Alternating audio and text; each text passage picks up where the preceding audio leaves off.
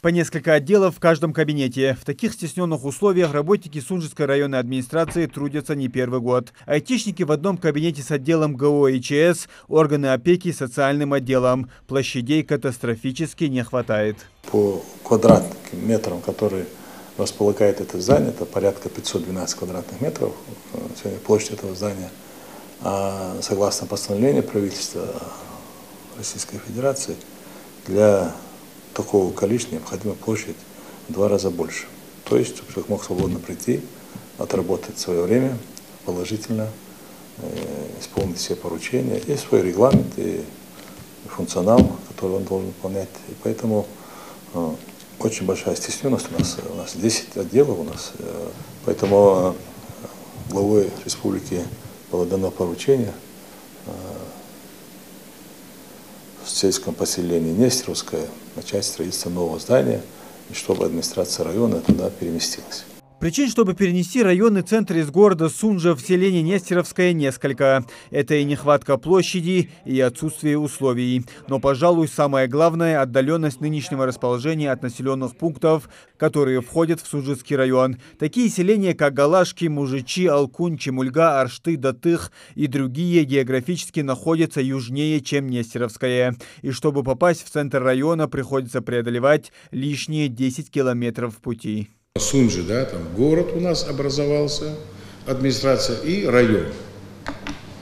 Но если Сунжу взять район, вы сами представляете, Нестеровская, Алхасты, Галашки, Мужичи, Нижний, Верхний Алкун, Дяттых.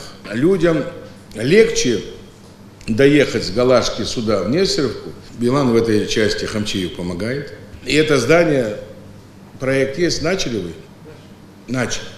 В районной администрации на сегодня работают свыше полусотни человек. Из-за ограниченности площади несколько отделов пришлось перенести из здания администрации в соседние. Так мест не хватило финотделу и архиву, из-за чего посетители вынуждены бегать по разным зданиям, что доставляет массу неудобств. Отдел уже под одним крылом уже в плюсе различные отчеты уже хачтилось. Так архивные документы кадар и daha ахвялигасик администрация вовес справка и чуалай справка кайо здание вовес куалай кайо здание вовес сазамик откум хулус наха.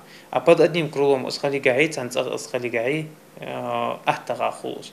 Нет отдельного помещения для столовой, мест для омовения и молитвы. Все это должно решиться с переездом. Новое здание районной администрации планируется построить в северо-восточной части сельского поселения Нестеровское. Сейчас это большой пустырь площадью более 2 гектаров. Но уже через год здесь будет новый муниципальный объект. Конечно, будут учтены и все коммуникации, и дорога, и вода, здесь скважина пробурена в достаточном количестве. А газ и свет здесь, как видите, они здесь имеются. Поэтому вот это поле пока у нас в таком виде. И с учетом того, что здесь и другие хотят структуры, мы будем готовы предоставить им помещение, согласовав все это с Минимуществом Республики Ингушетия. Это место выбрали не случайно. Здесь рядом находится районный дом культуры, большой сад из тутовника, который в будущем планируют огородить и превратить в зону отдыха населения. По соседству расположилась и новая спортивная площадка. Думаю, в этом будет только плюс для нашего Нестеровского поселения, потому что Галашки, как говорил Ашат, это затрудняет их доезд сюда. И плюс нам будут еще проложены дороги, я думаю так, потому что подъезды будут удобнее для жителей нашего сельского населения. И также в Галашке, других ближайших.